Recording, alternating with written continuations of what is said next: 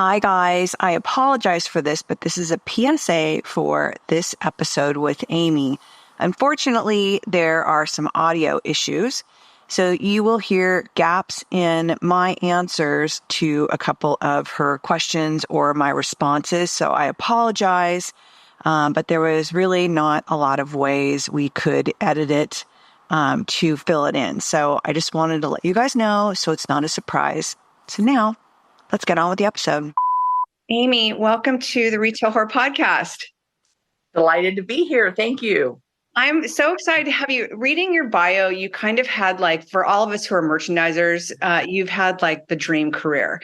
And I had a chance to listen to you a little bit, and then looking at your bio, you are the real deal. And for the podcast, the merchandisers and the designers tend to have the biggest listening, because I think retailers just in general all really want that. We're all visual. And I think we all really want to see and hear how these windows and how our displays come together. So it's fantastic that you are here with us. Well, I'm thrilled to be here. And I was talking to someone recently about, what's the state of visual merchandising these days? And they're like, well, who still uses it? Where do you go? And I'm like, been to a trade show lately, been to New York lately. It's still so critical in terms of the choices that we make in order to help drive sales and make the merchandise look visually appealing. Yeah. I did a solo, and it was that, merchandisers are a silent salesperson. And I know for a lot of people, it's a lot of extra money that they can't justify, or they're concerned about spending. But I think honestly, sometimes I've gone into stores, I just finished a big renovation in Arizona, and it was it's a family run business. They've had it for 40 years. Literally, some of those fixtures have been there for 40 years, plus all the fixtures you get for the free, enticement, where right. So we literally gutted the whole thing. I edited down their fixtures, and seeing how because we didn't really change much of their buying. She was a fantastic buyer, and it was so great to take it and reimagine it through my eyes and my husband's eyes, who's my contractor, and really see how it came together. And everything from the use of space, and I hate slat wall, but they had very few things on their slat wall. So to see it filled was so fantastic. And their sales are up. I mean, the items for sale, cost of tickets, all of it's up, which is fantastic. That's awesome. So I want you to introduce yourself and tell everyone a little bit about your background. And then I want to get into years that you had at Marshall Fields and Macy's. Okay, so yes, my name is Amy Meadows, and I am speaking to you from Chicago, Illinois. I came to the Midwest in college to study set design at Northwestern University. I was supposed to be a performance major, but I sucked as an actress. And I was really, that was fine, because I was much happier backstage, offstage, doing faux finishing, upholstering, designing for the proscenium, which was just the perfect segue into window design. I came back up to Chicago several years after graduation, staying with one of my college roommates. And she said, well, I have to go to work today. So, this week when you're here, so what are you going to do? I'm like, I think I'll just set up some informational interviews, see what, and Carson Peary Scott canceled that day because they were sick. Lord and Taylor, I forget what the problem was, but I had scheduled it so that I would have these warm-ups before I got to Marshall Fields. But, informational interviews. And I tell my students, I'm a longtime instructor at Columbia College. It's like, contact them, offer to bring them a fancy coffee drink, and ask for 10 minutes of their time. People love to talk about their jobs. Case in point. People love to talk about their jobs. And you're not asking for work. You're just checking in with them. So I got to Fields and they said, well, how much do you know about the job we have available? And I was like, I tried not to collapse because I didn't know anything about the job that they had available. They had a job available. Oh my God. And went back. They hired me. They hired me on the spot. I called the man, my boyfriend. I'm like, want to move to Chicago with me? He's like, okay. So, we're young. We get a U-Haul and we come up here. And that was that. So, and it really, I still use and still teach a lot of the same theatrical tools, devices, drawing in scale. How do you use a scale rule? Do you know how to read a blueprint?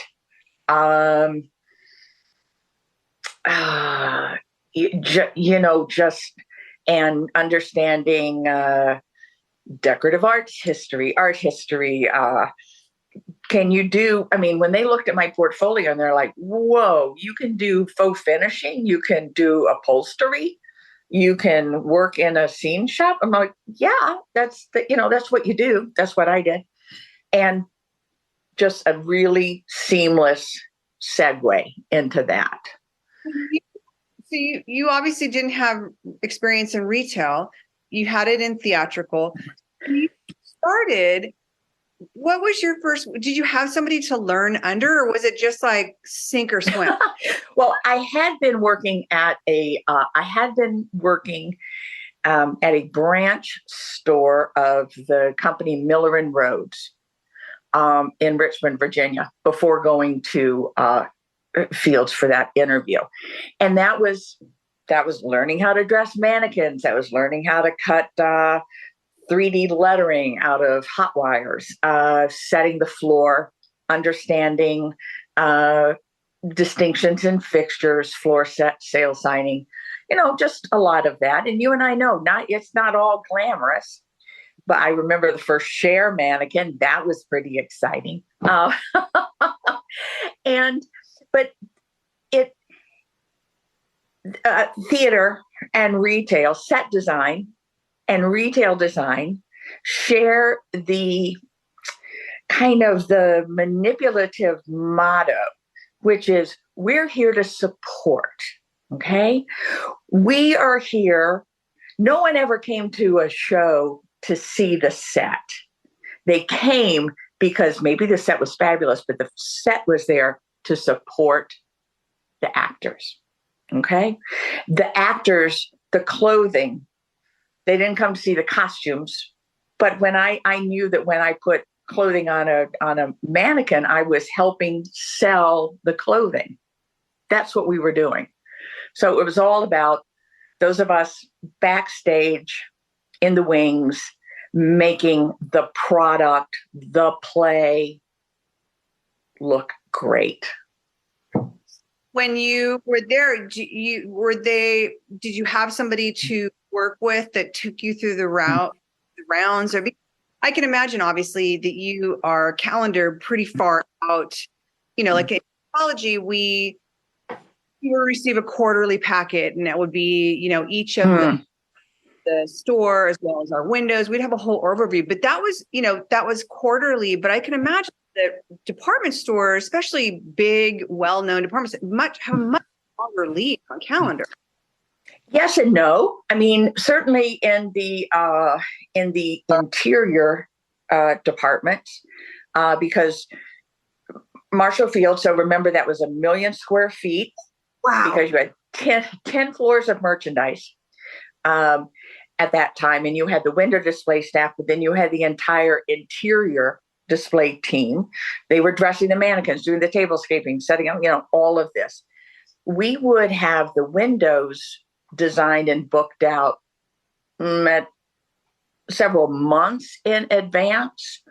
And there was a great deal of hierarchy in the staff at that time. Like I said, there were trimmers, and there was the manager, and then there was the fashion director, and then we had I loved walking into the interior studio. Now, remember, this is like the late 1900s, okay? And we had people had specialties. They weren't like, okay, now when you're finished setting the floor and doing the fixtures and applying the lettering, make sure you're doing. It was like there was one person who did nothing but floral arrangements. I mean, that was it. That would, and someone else. So there was this one guy, Mad Tom Conry. Ooh, he would smoke and spray that hairspray on the wigs that he was working on. And I'm like, how did we never blow up? How did we never explode? But there was so much niche talent. It really thrived on niche specialties. Because if you needed the packages wrapped with the edges and the bows and all this, you went to this person. Wow. If you needed garments altered or styled, or you needed the men's suits rigged within perfection, so sharp that you would cut yourself, you went to that person. So, but over time, as staff sizes diminished, we needed to become more jack of all trades in order to like, okay, yeah, I got that. We wouldn't get necessarily quite as involved at, say, like the planogram level that we know stores operate now, and that the merchandisers get called in to. Not that as much. That would be the buyers working with the department sales staff for those kinds of things. The overall concepting for windows, because windows, I mean, back in the day they were like the end all be all, and now it's kind of trickled down to really New York and Chicago. Whether it's a trade that's so sad that it's not what it was. Simon Dune did a book of, I don't know if you, I do. Yeah, he signed it for me. I'm like, thank you. that book, like every single page. There's another artist, Linda something, and she's out of Australia, I believe. And her, like, I think it's called Through the Looking Glass or something. And it is phenomenal. And I mean, it is so over the top theatrical, but it's like where, for Anthro, this starts at the home office. It starts at where did it start for Marshall Fields and Macy's? Like, did it start within your departments, or did it come down the pipeline? When I began, Marshall Fields was no longer owned by the Fields family. We were part of British Alcohol and Tobacco, whatever. And we had a profound level of autonomy when it came to making the decisions. And the buyers, I mean, you would chit chat with the buyers in the elevators or in the cafeteria. So they would contact the manager and say, I've got a Donna Karan launch coming up. Can I get State Street windows? Or, and so you would negotiate and you'd say, okay, yes, but I can't do all of State Street. I can do the 3 windows on Washington. And they're like, oh, okay, awesome. So we definitely knew there were some things that, if there was an ad campaign slated, if there was a marketing, if there were specific drop dates, the buyers would be in touch and we would work accordingly. So, oh my God, cosmetics. Whew. Yeah, that's big. That's big, because when those ads dropped, you needed to be, and everything was also, it was never, and this is another thing that I want students to understand. And it's another kind of overlap for theater. We have to be authentic. It can't be, well, this was kind of how we interpreted the new Estee Lauder fragrance. It's like, no. These are the colors. This is the font. These are the notes. This is the campaign. But then there would be times when maybe a company or a vendor or someone would say, oh, but I've got, what, don't worry about, we've got all of these cardboard things that you can put in the window. No. No cardboard in the windows, no banners in the windows, no fixtures in the windows. They say, oh no, that's fine. It has our name on it. And it'd be like, yes. And it's our name on the door. So, come, and I've joked so many times in a loving way. We'd be working on a project and I'd say, well, WWAD. And they'd say, what would Amy do? And I'd say, no, what would anthropology do? Because to me, that is just like Mecca, for really skillful, really perfection. People to have, because Anthro's broken up into the merchandisers, is what I was, and then display coordinators. And the display coordinators do all those really finite details, and they do all the windows, and teams work to collectively hand in hand, and we get the information from the home office and wherever the inspiration is. And there is the non-negotiable, X, Y, and Z to be in it, and then there is the room for each store to imagine things. But I don't know, what I've realized is that myself as a merchandiser, I'm ADD, but I'm also like, we all have to go move on to the next section, the next day. And even now when I work with private clients, it's like, I have to finish this today, where display is such a slower process. Like, they did a window years ago, like giant ice houses out of straws, like thousands of straws. My ADD would have gone out the window but it was a long game. It was not like, move on, let's go. So I'm grateful that it's two very different jobs that all create one thing, but the finite display part of it and the slow game of creating that scale of window is incredible. And it's one of those things where I wish I had that patience, but I don't. I know that after we would open our Christmas windows, which was always a big deal when the animated windows open and people come down to see the storybook and all that. So first of all, just understand that ran the city block of State Street. So that's an entire city block with no merchandise in it. None. It's all interesting. So it's no product placement, nothing. We never discussed the price, the cost of those windows, nothing. Those were our gift. Those were our gifts. Now, what that meant is you really had to double up on merchandise. Can't live without it. Got to have that gift on the other 3 blocks of the store. So this was an entire, thing.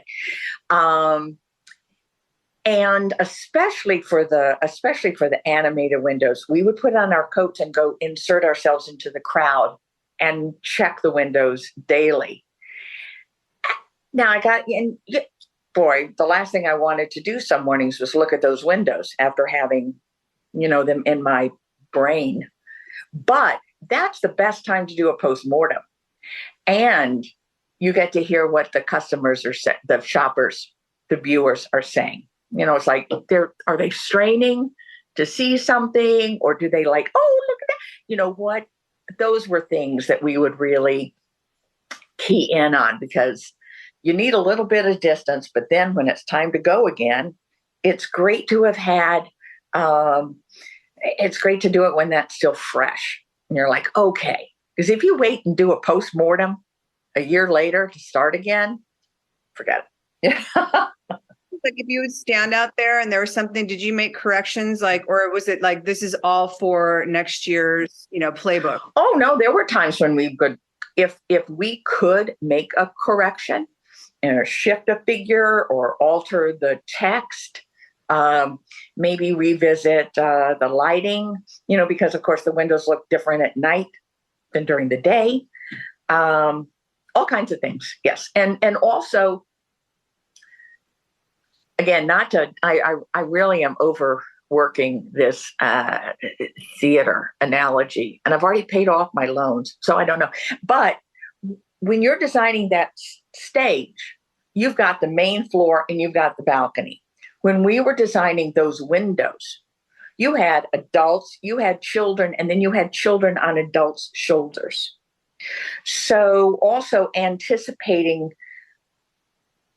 those very specific sight lines was important. You wanted to have, we would start, and I could go back into the archives from like the 1940s, 1950s, and there are still inner prosceniums that shrink the window down so that you have decorative stuff all around the frame to catch your eye and amuse you and engage you as you get closer to the glass. And you know who else? Oh, so the genius, you know who else does this? Is Disney. You never know that you're in a long line because you're being amused and engaged the whole time. I don't know how far away Pirates of the Caribbean is, but I've got plenty to look at until I get there. So that's really just genius as far as I'm concerned. And we, not to drone, but I have Christmas windows. How long how far in advance did you plan those? Since there's no product and you don't need to create the window. Yeah, anywhere from a year to a year and a half.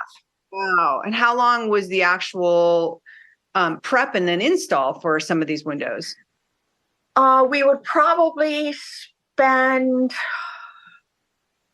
maybe a week and a half, but understand that was being done during the day by the same people who were also dividing their time and working with our in-house union carpenters, painters, anything that electricians, dividing their time with the merchandise windows.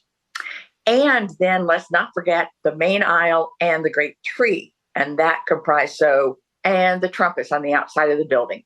So probably coming in, rounding the curve to home was probably, at least 72 hours without sleep as we got to the very, very end. I was going to ask you what your schedule was like. I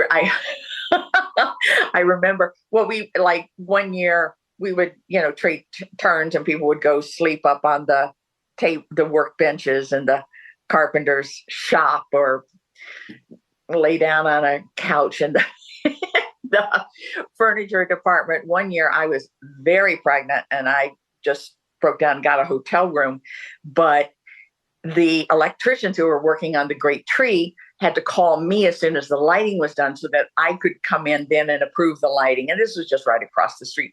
But I remember my maternity jeans and the walkie-talkie wouldn't stand on the wouldn't stay on the elastic. I'm like, I'm miserable. So yeah, it's hard. There were some hard times. I mean, it's mind-blowing the dollars and the time and the hours. I mean, I can't even imagine the budgets of doing the windows back in the day. And now, because it is shrunk down, because it is, it's still a marketing and it still sells the product. And I still think, for the stores that don't have a window presence, I still think that it's something that's missing. And maybe it's just because I'm old school and it's like, I don't allow like any of my stores, and I try to avoid having any of my showrooms have the big lifestyle pictures, photos. Oh. Yeah. Excuse me while I break out in hives. Yeah. I know. Yeah. Anthro has gone through a change. The guy I worked for, Glenn Sank, is no longer. They brought in ex-president of Under Armour, and his job was to make the company more profitable because they overexpanded.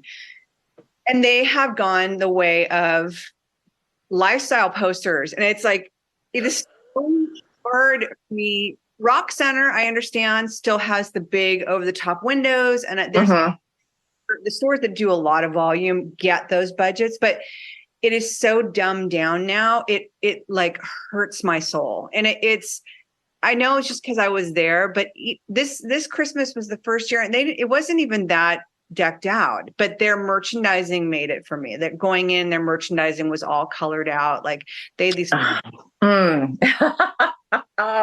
like you wanted everything, and yeah, still that window presence. No, they had fake trees, which blew my mind because we were not allowed to use fake trees at all. Some of them weren't even fluffed, which even I was like, what is happening? What? No. You must fluff. What? And it spoke volumes for obviously between their payroll and where they're at and what they're allowed to have, because they're all their overtime, from what I understand, was cut. Like, you're not allowed to do overtime anymore. And it's like they got in trouble, I guess, because they were asking people to clock out and continue working. So they don't do that anymore. So there's a lot, all those hours you spend, when you said you spent 72 hours awake at that time, like, that is all what we have had to do at some time or another. But when it really gets down to like no overtime, no this, it's like you really do have to dumb things down. But man, it hurts. And you can see the difference of like everyone was there for 4 days straight, and we had a big budget, we had big payroll, to we don't. And here's the poster of the girl hanging ornaments on the tree. It's, I like in public education, art and music are always the first things to go. It's like, well, that's fluffy. You can do that on your own. And in retail, visual merchandising, I think, was that same thing where it's like, well, I don't know if we need someone to make things look pretty. And I want to scream. I'm like, we don't just make things look pretty. That's just display. That's not visual merchandising. Visual merchandising is understanding that everything the customer sees, everything, the lighting, the flooring, the placement, the color, the texture, the scale, everything should be exploited, explored, and really manipulated well to make it absolutely impossible not to buy those things. Every time I walk into Anthropologie, I think, you know what? I'll bet if I owned that nested set of Portuguese hand-painted ceramic measuring cups, I bet I'd be a better chef.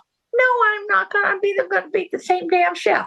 But it allowed me so much of windows, mannequins, fixtures are blank slates for fantasy, your imagination. I bet if I had that dress, I'd look like that. I bet if I bought that sofa, it's not just adding a cactus or a candle and saying, now, see, isn't that nicer?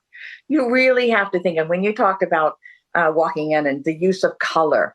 Oh man, if I walk into a restaurant, I walk into any place where they've taken the time to colorize the wall, I'm like, oh, I'm in love. What would you want from me? Because I appreciate the effort that went into that. Because I'm interested. I have standards that I know there are budgets with some of my stores, standards that I have to really push into. Like, we need to change fixtures that don't match. The over usage of, and people for some reason don't want to get rid of them. And I said, the free fixtures that I don't think people realize why the Anthropologies and why certain stores have that look, because of their cohesiveness, because that their fixtures all marry together. It's not a garage sale. I use garage sale a lot, and a couple of my clients are like, that word. But when it's matched, we got this fixture off Facebook store business, got this IKEA. We still have the glass cubes that, we bought and spent all this money on. It's like, tell me your philosophy and tell me what you teach your students. Well, and working with independent retailers who are in much that same spot, which is like, but I can't, you're saying get rid of this fixture? Um, a lot of it I find is about fixture efficiencies. Okay. So we know not every fixture is right for every product. And I've done store makeovers, love working with merchants and community organizations to do boot camps and, on-site training, like, let's get this done. And we had one in particular, I think we edited out at least 20% of the existing fixturing without losing a single product. Not at all. The other thing too is that when you have too many fixtures, none of your fixtures are full enough. So they look shopped over and do you agree? But it's difficult for stores to part with them. If I had a magic wand, here's two things that would happen. They would outlaw those red and blue oval open signs. Okay. If that is on my obituary, woman made these illegal. It's like, thank you. Yes. But, or that within communities, there could be shared storage. Because a lot of, it's like you need to cart some stuff out, you want to borrow. Because so many of these, again, these historic towns are going through all this regrowth. And it's like, but they don't have the room in their basement, or you don't want to have to tell them to go get a rental unit. But there's a lot of times you just don't need all the fixtures on the floor, period. Or you need more, or someone's getting rid of some. Maybe you want to try them. I wish there were not big, but I wish there was a method or a template for, like, we have community supported agriculture. I wish we had community supported storage so that someone could say, I do have some nesting tables. I think in the world of reuse, recycle, and that whole, what fashion's going through right now with in the pop-up space, like Nordstrom's has like a once loved item area. Right. That would be, for stores that are in communities that they all get along. Like Santa Cruz, there's the community of retailers in Santa Cruz is beautiful. They all really support each other. I come out of the Fred Siegel world where we're very competitive. So a lot of retail now too is so competitive, like just the zip code protection thing of like,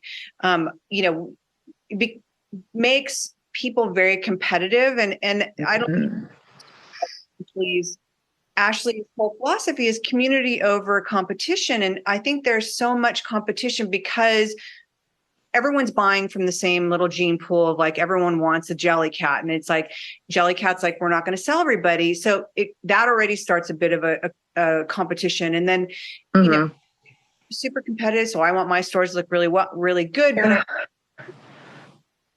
the whole community to look really good because if your store looks really good and that person's store looks good and that person's store, it just means more people coming to shop the area. But I think it's so competitive now. I can't imagine trying to share like, no, you can't use my nesting table. Like that was, I I know I'm being idealistic, but to your point, a rising tide floats all boats.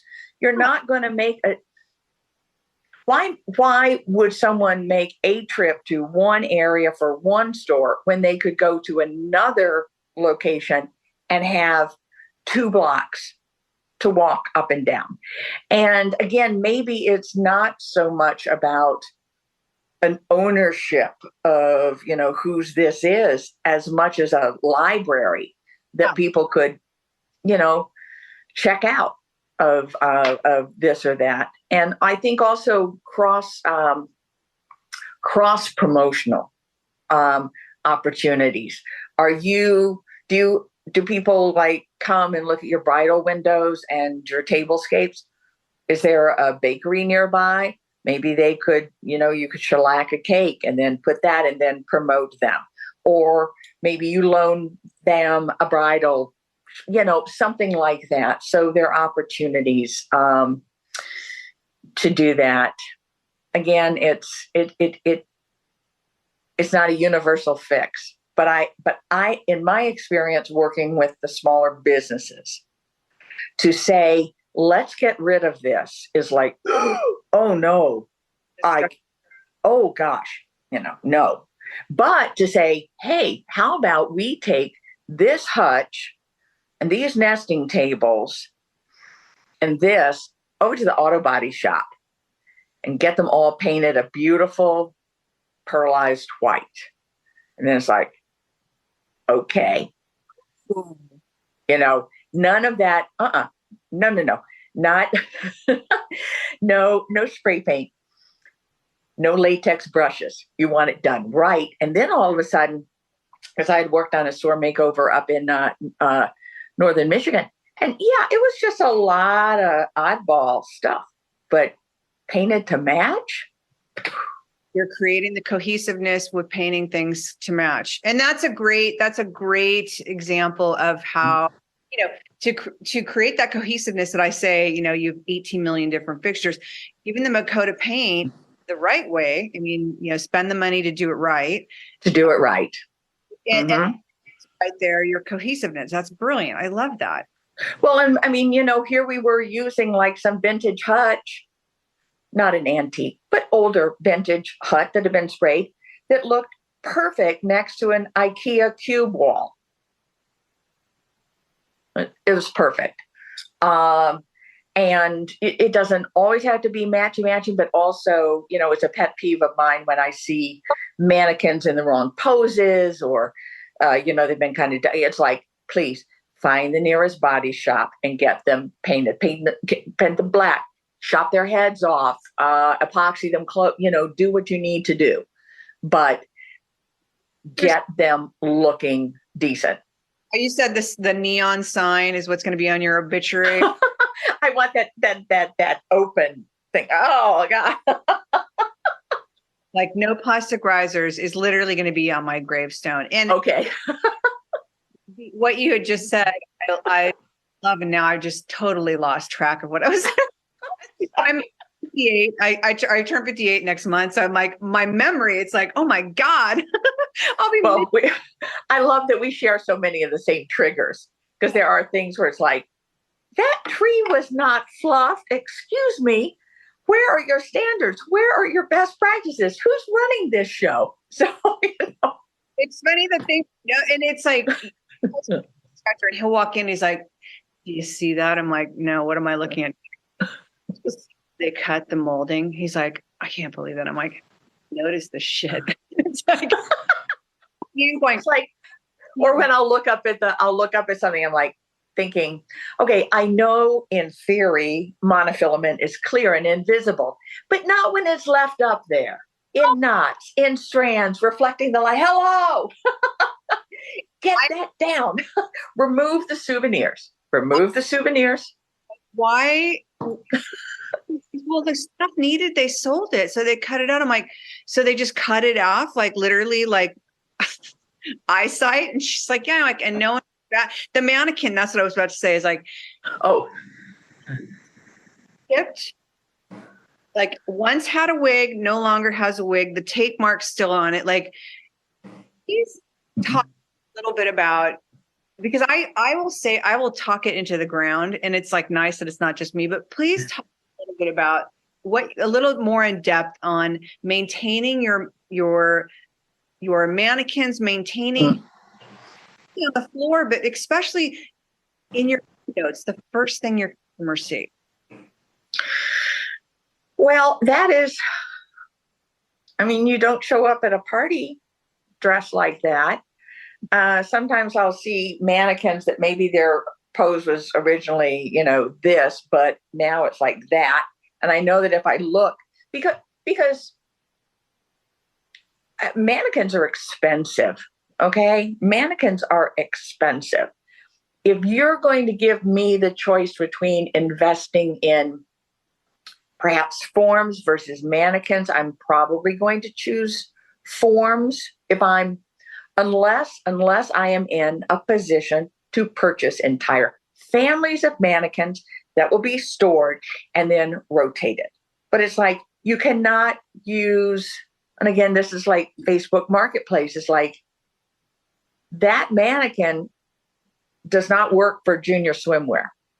Just don't do it. I mean, we choose mannequins in the same ways that art directors choose models.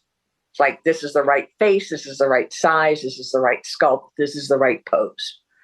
But all of that information, all of those nuances, I think, come with experience. I remember we used to have to use pumice, and now we've got magic erasers, they are truly magic. They are wonderful.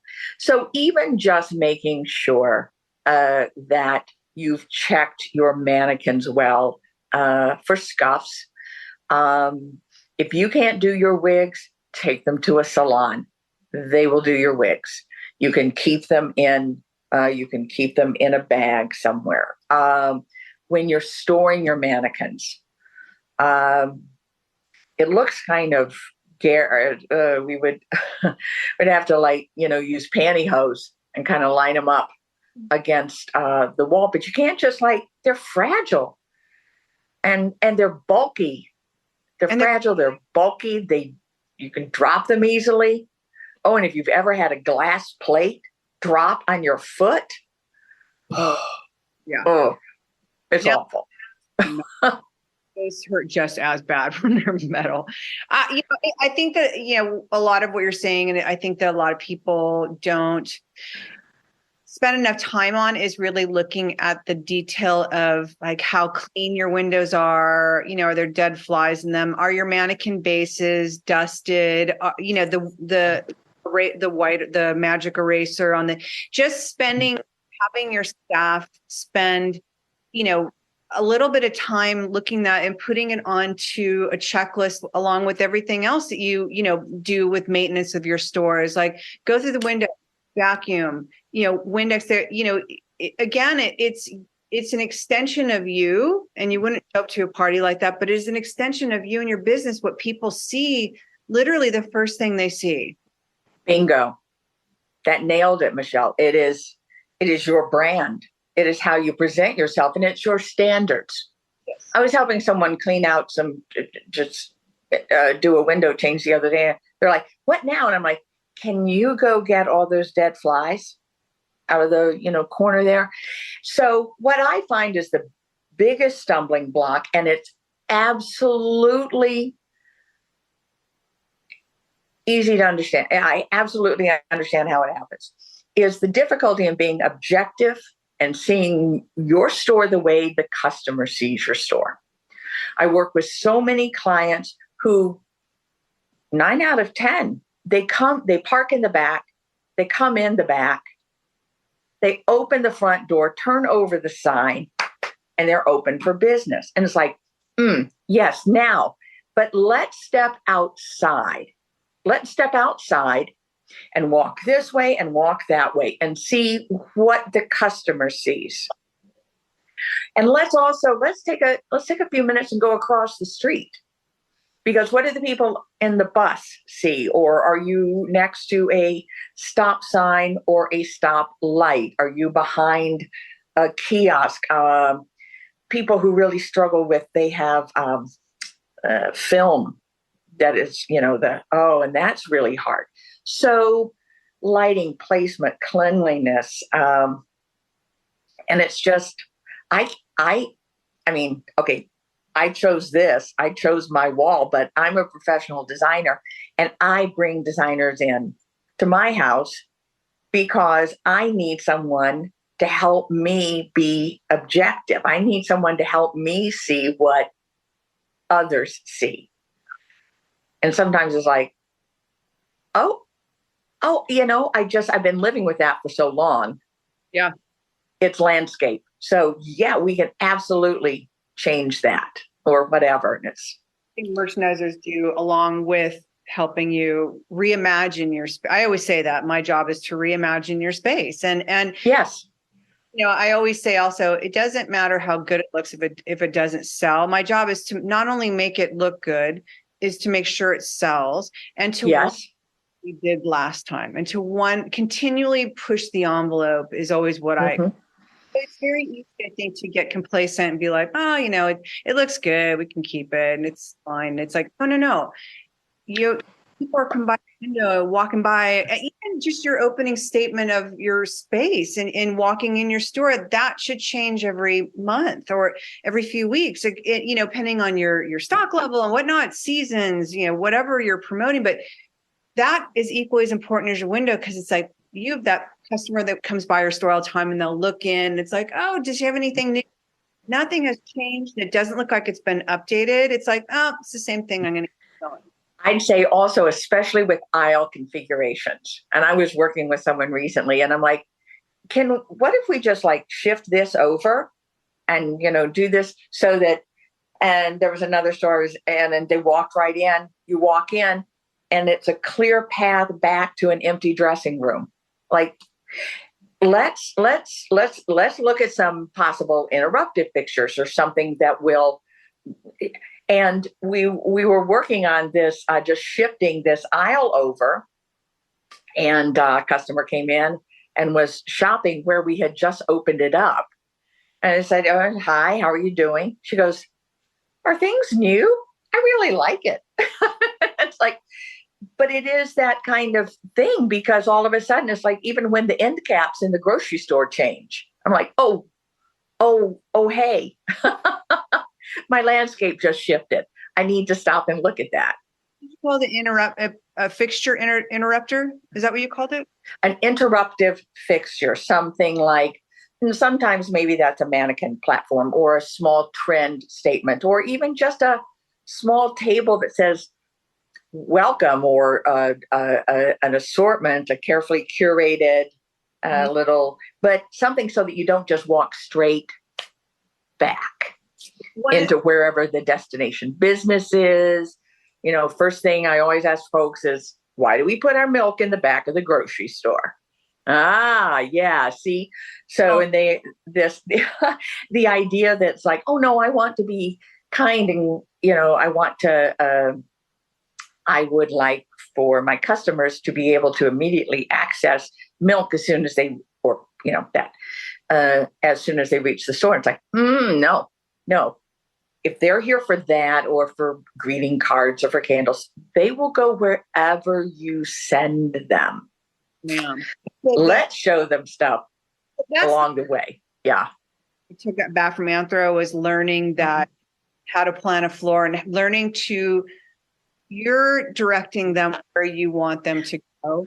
And that airport runway is what I call it. I'm working at the store, and they have, you walk in the lodge and the gift stuff's on bookcases. And then there's the classroom to learn it's a dog sledding company and they have a gift store.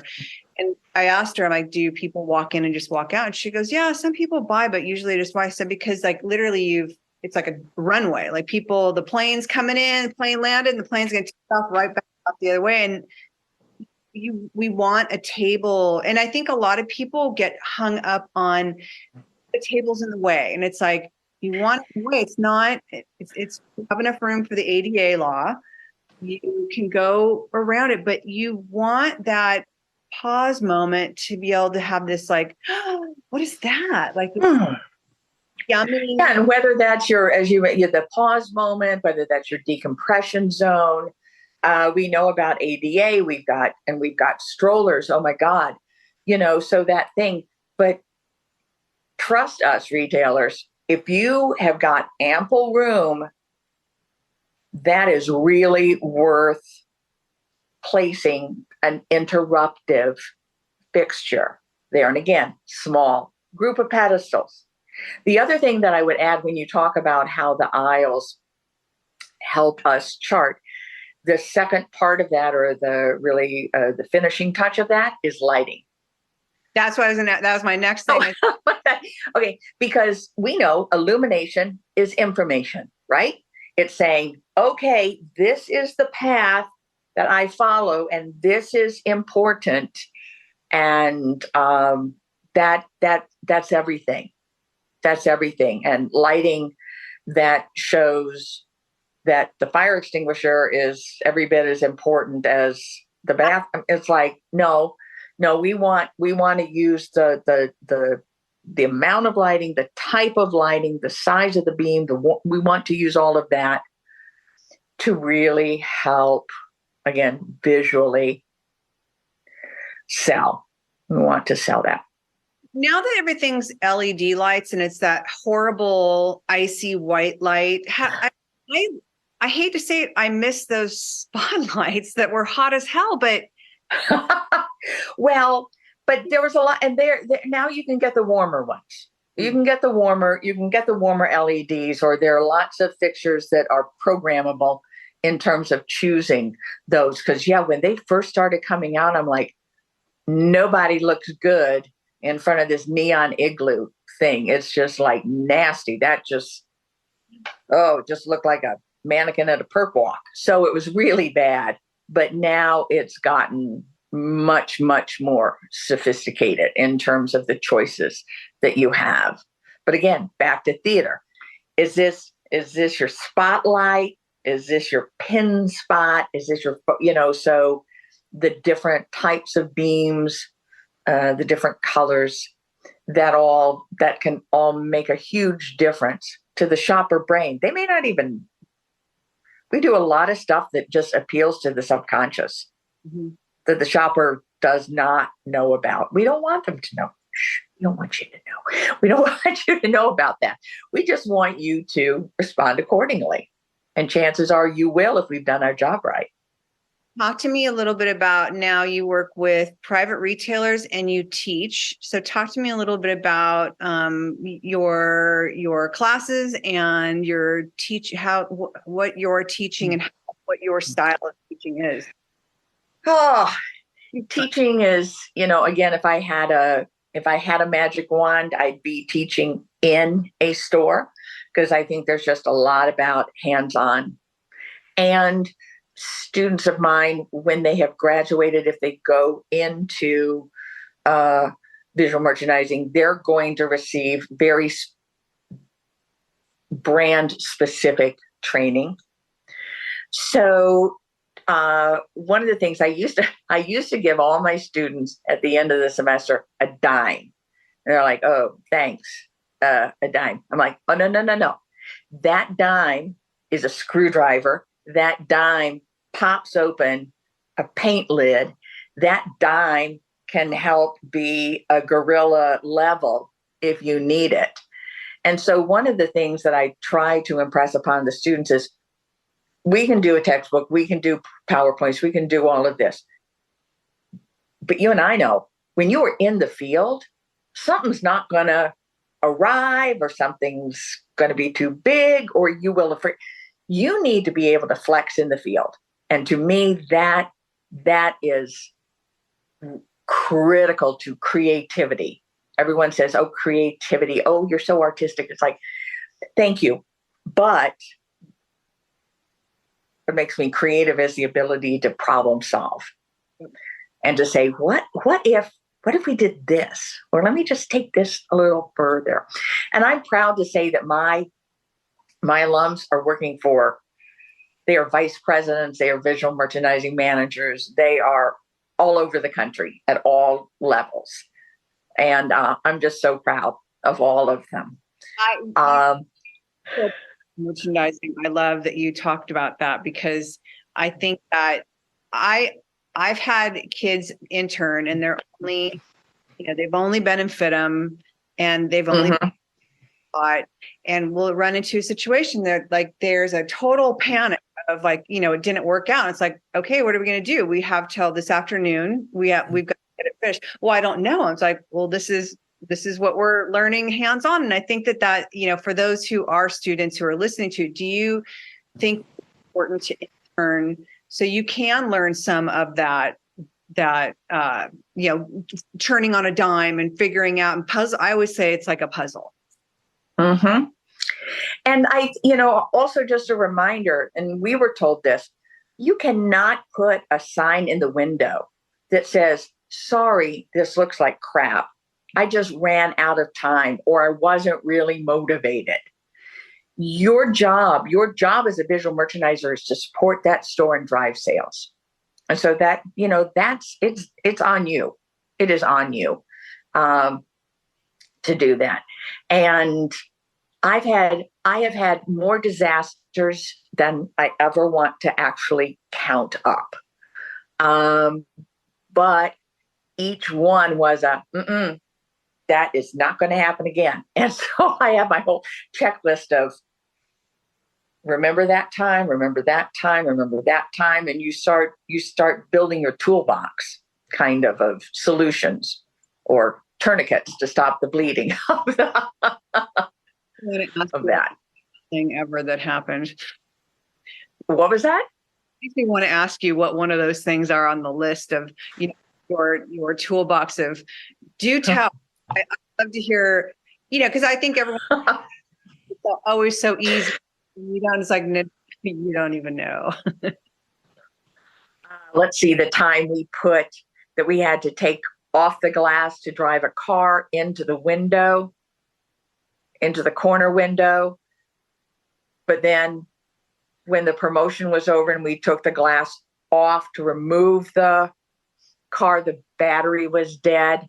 So there was that. There was the year the corner window for the Grinch caught on fire. There was, there were all, and the windows weren't temperature controlled. So there was always something freezing, exploding. The time that we did back to school kind of cowboy kids stuff with hay bales that came with mice. There's just, there's just stuff you can't predict, but you kind of go, well, I guess I better call housekeeping then. I didn't know. So you learn. I like that from merchandisers because it's like, I think sometimes people don't realize like how much we have our hands in and like how much can go wrong. And it's like, and sometimes like, well, what are we going to do? It's like, how do I fix this and fix it? Like, well, and then working in a landmark building, working in an historic building, there were things that like putting up the trumpets on the outside of the building. That seems like reasonably, like, can't we just drive a scissor lift up and down the thing and attach them to the thing? No, because the sidewalks are vaulted and heavy equipment just falls right through. So you have to get a permit from the city to close down State Street at maybe 3:00 in the morning. Then you can go and do that work. Yeah. Wow. It's like, well, crud, or why in the time of the particular type of great tree that's no longer used, would we have to do scaffolding? Wouldn't it just be a lot easier to run around with scissors and do all that? Oh, much easier. But you can't have that equipment running around on top of the Tiffany Dome. You can't do that because then all the mosaics will start shaking loose. You can't just drill that into the granite. You can't just, there's so many. No. So it helps to know your city codes. It helps to know the codes. It helps to know the building. Wow. And because that's just, you just don't want, you just don't want that. It's awful. What would freeze? What would explode? What would melt? That's the thing. While I think that creativity certainly thrives on optimism and artistry, there's also a lot of like pessimistic project management that goes on. It's like, what's the worst that could happen? Yeah, that might be it. Where are my red flags at? Yeah, so there they are. Like scare me sometimes, like where you'll get them and it's like, how hot are these? And you sit there, still checking them. You're still checking them. It's like, okay, I think these are okay, and it's like you keep going back and checking them. Like they really scare me because they can get super hot. And like I just and like truly my biggest fear is, hey Michelle, just want to let you know, like something caught on fire. Like that is literally my yeah. And our electricians would have to work very carefully to find just the right blend of motor oil and antifreeze for the animated characters in the windows. Because again, they would freeze, or if they stalled, they might blow a fuse, or they might start a fire in that. So again, just a lot of caretaking. Did you ever have like, why am I doing this? Sometimes, but then you see someone standing outside just gazing in, or you just leave at the end of the day and you go, yeah, this is why I do this. Okay. And Michelle, this has been, I got it now. I'm like, okay, I got to get shop. I want to go out to a store. So all this talk about visual merchandising, everything, I'm ready to go shopping. Shame on you. I don't have time and money to go shopping. But now I feel inspired. Tell me really, because I've got you for an hour, so we're closing in. But talk to me with your private retailers. Talk to me about what? Working with your private retailers that you do now. So that is work that comes my way, kind of word of mouth sometimes from Main Street organizations or towns that are part of the National Downtown Association.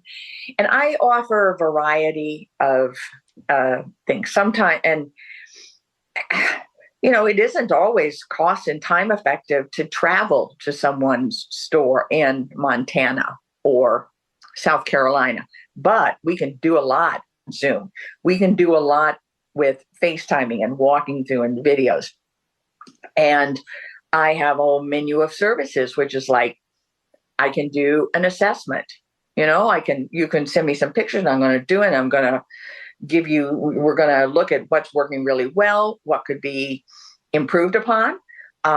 Here are some options so that you have kind of a report to go from.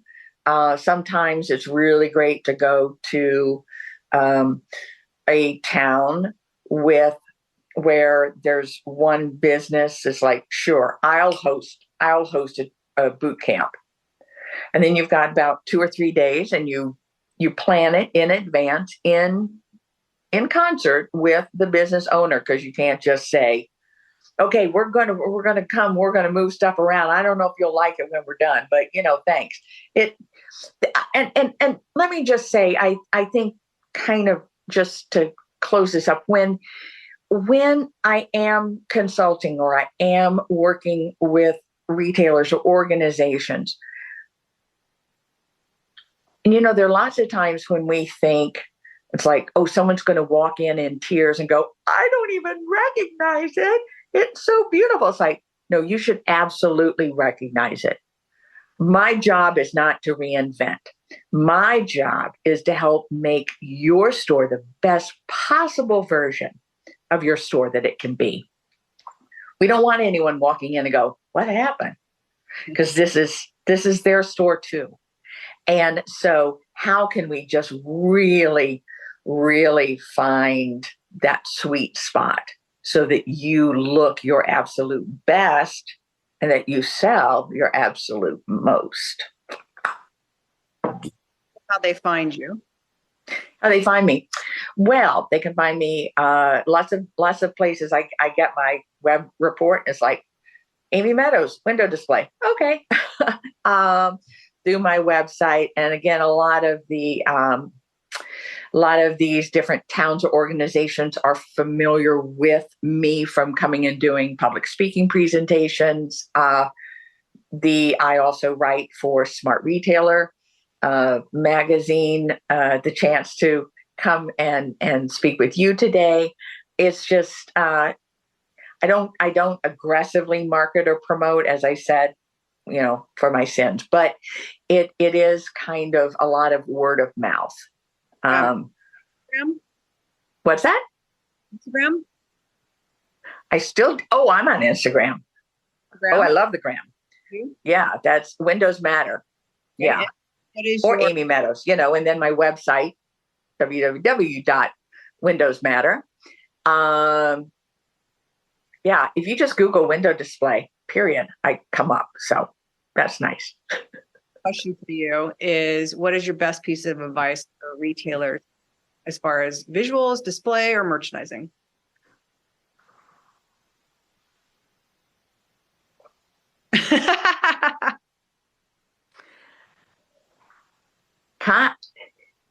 I will say that the most important thing any retailer can be doing this holiday season is stepping outside their store and looking at it. Also, and then anytime there's someplace else, benchmark your competition.